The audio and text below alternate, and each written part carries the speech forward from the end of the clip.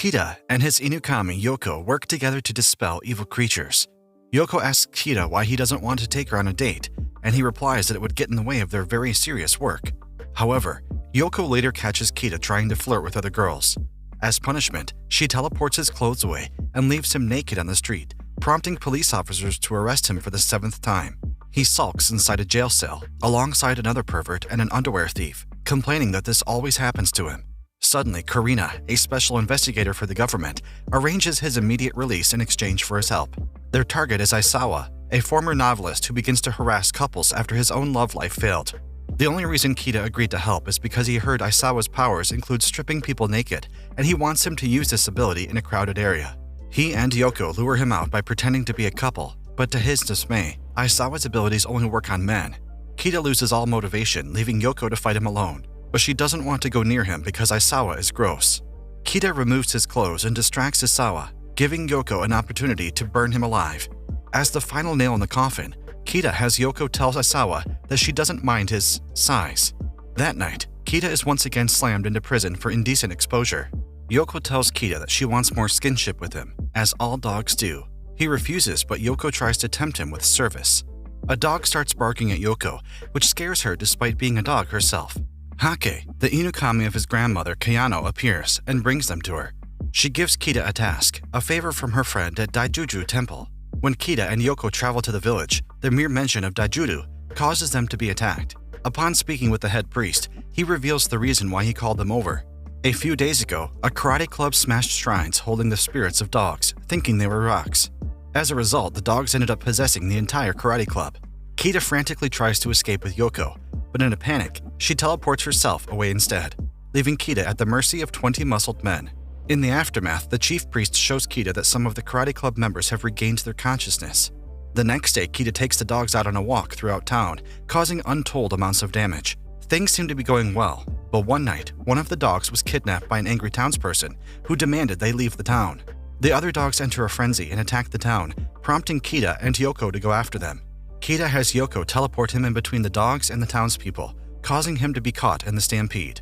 In the end, the dogs are calmed and laid to rest thanks to Kita's sacrifice. Sendan, the head of Inukami of Kaoru, calls a meeting of his other Inukami, Igusa, Tayune, Gokioya, Tenso, Furanu, the twins Imari and Seoka, and Tamohane. To her chagrin, Nadeshiko arrives late to the meeting. Hake appears and gives them a job exterminating a monster at a local pool. Due to a mix-up, Yoko and Kita are also called on the same job. Kita immediately tries flirting with the girls and has to be stopped by Yoko.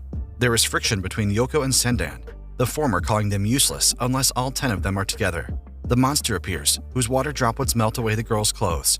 Kaoru's Inukami are slow to react, so Kita and Yoko jump in first, using his frog bombs to disorient it. Yoko evaporates it completely with her flames. The job is over, but the pool's owner apologizes for calling 2 of them separately. Yoko asserts her right to the reward money, but he says that she was called by mistake, embarrassing her.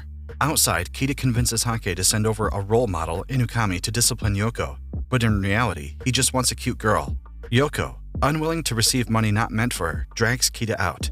Later, both sides learn that there is a possibility that the monster survived, since evaporating water simply turns into steam.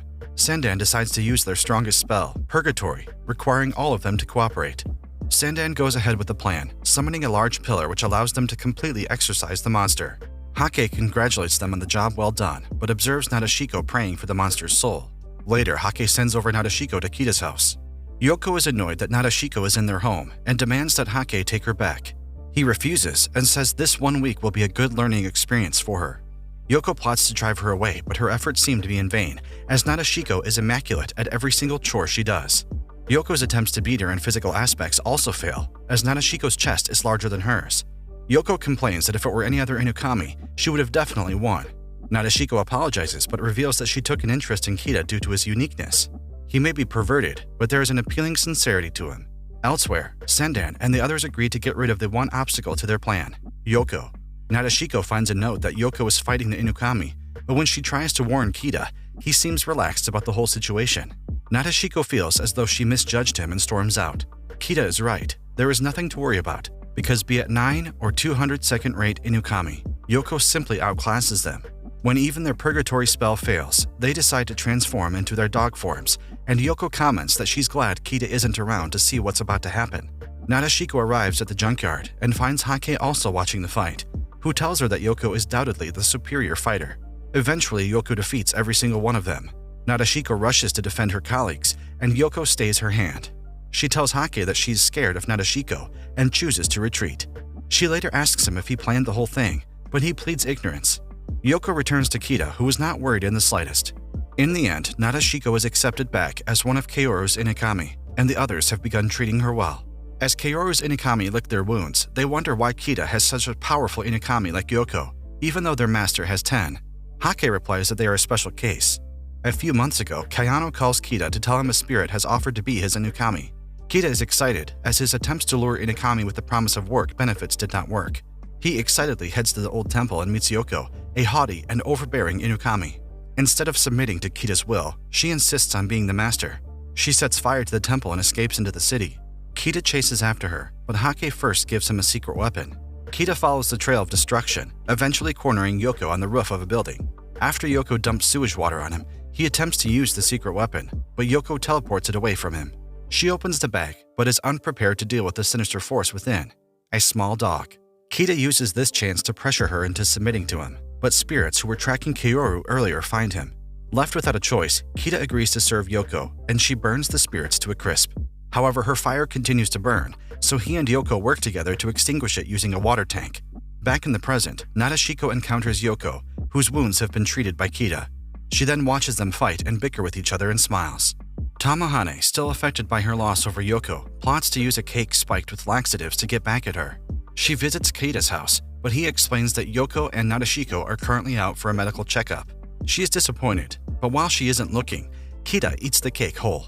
Suddenly, Karina bursts into his room, chasing a weasel-like creature called the Mujina, who has the power to forcibly fuse things together. He enlists Kita's help, and he eventually snatches it, but due to the laxative cake, he lets it go. The Mujina uses its power before escaping, bonding Kita and Tamahane together. Now Tamahane must face the consequences of her actions and is forced to join Kita in the bathroom. After that traumatizing experience, the pair set out to chase the Mujina, tracking it to a supermarket, where they meet the other Inukamis. They try to capture it together, but it slips away again, but not before bonding all of them. Tamahane is able to freely walk once more, but the others are not so fortunate when they are bonded to Kita. His stomach acts up again, and Karina prays for his life because his butt is bound to Kita's butt, and they are dragged to a public bathroom. Tamahane works alone to track the Mujina down, but because she is still young, she lacks the ability to fly, hindering her ability to capture it.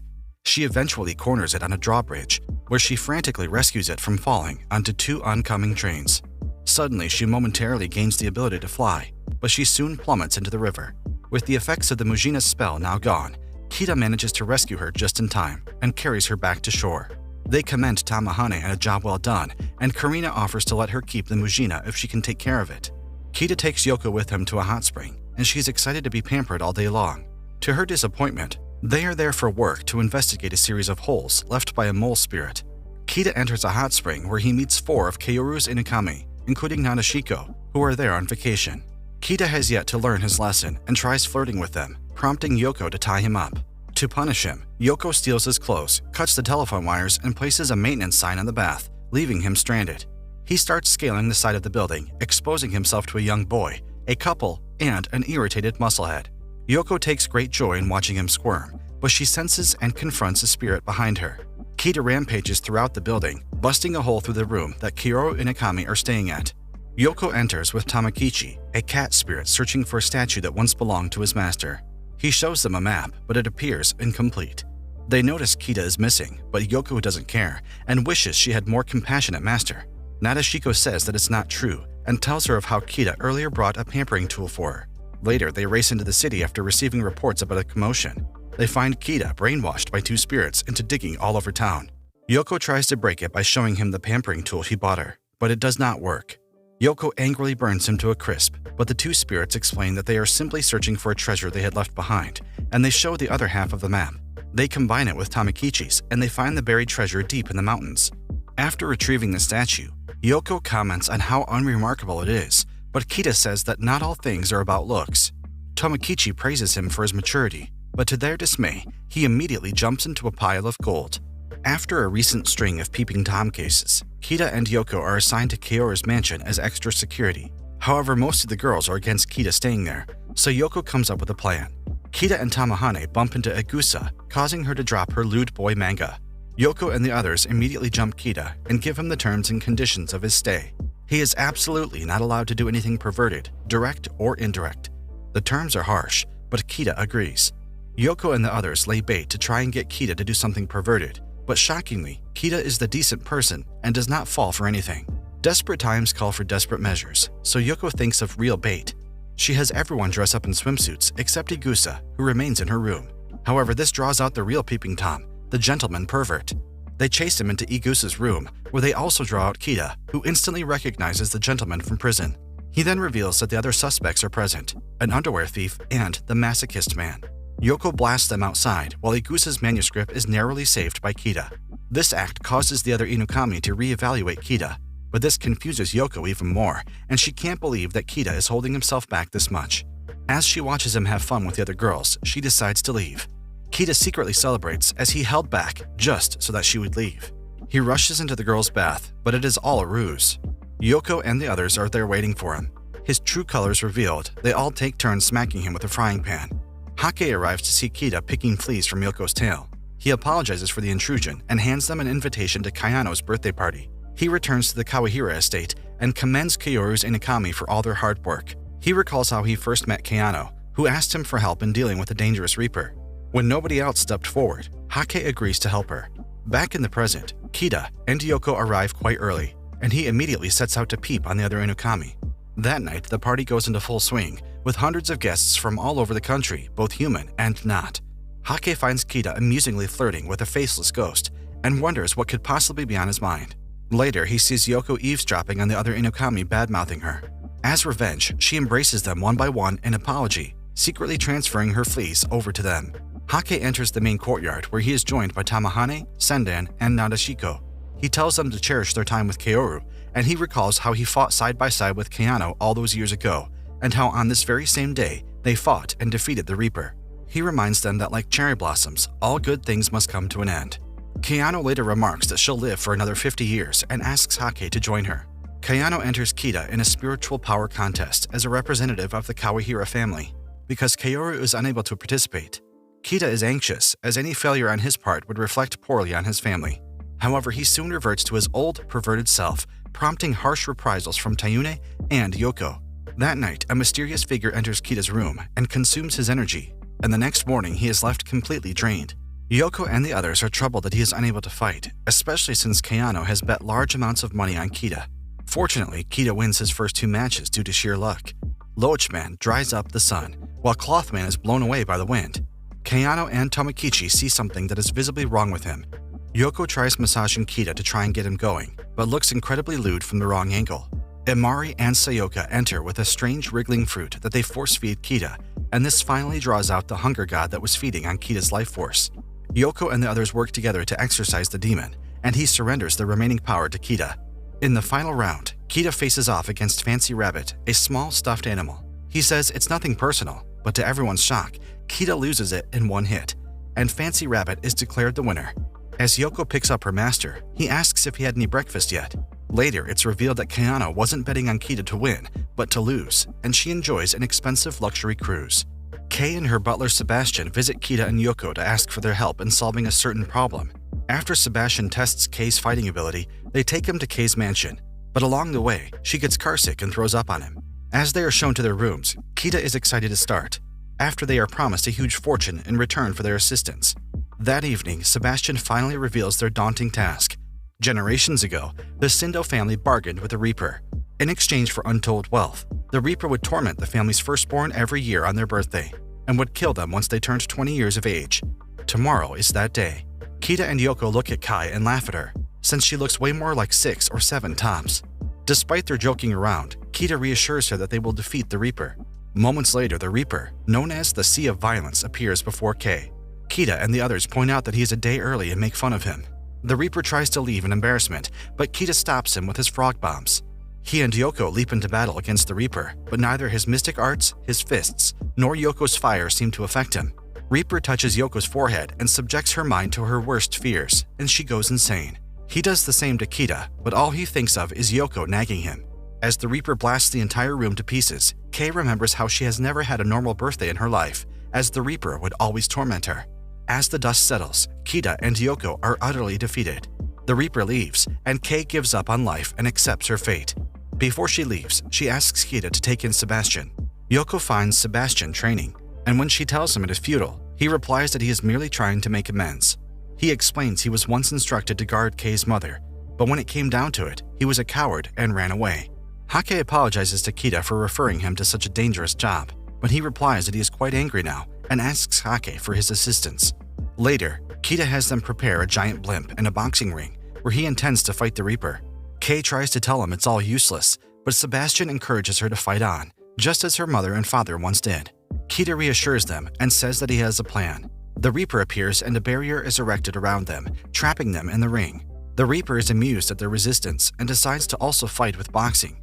Kita takes a pummeling from the Reaper, who explains that he does what he does to humans so he can enjoy their despair.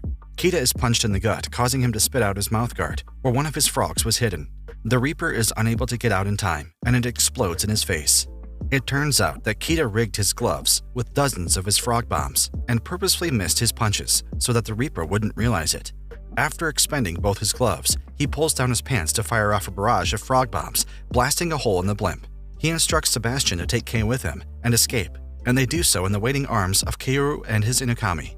The Reaper says he is still the victor, but what he still doesn't know is that Yoko is right behind him. She reveals her true form, not that of a dog, but that of an almighty kitsune, and she obliterates the Reaper. They later regroup with Kei and Sebastian, who lament that as soon as the Reaper was defeated, they lost their entire family fortune. Kita and Yoko race back to their house, only to find that the blimp crashed into it, and they are left homeless.